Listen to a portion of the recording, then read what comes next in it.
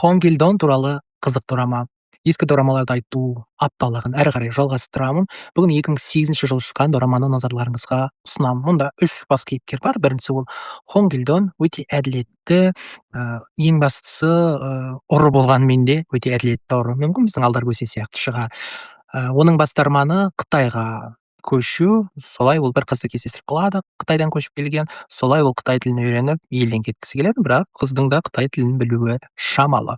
Одан кейін бізде Ханзада кезінде, кішкентай кезінде елден кетіп, Қытайға кетіп қалған.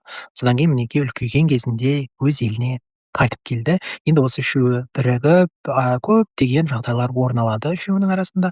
Бұл өте қызық дорама, кезінде ел арнада көрсетті бұны. Сондықтан да көрмеген жандар болса, әрине көріңіздер. Мұнда комедия да бар, драма да бар, махаббат та бар, боевик те бар, бәрі бар. Дораманың аты Хонгилдон, легенда о честном воре.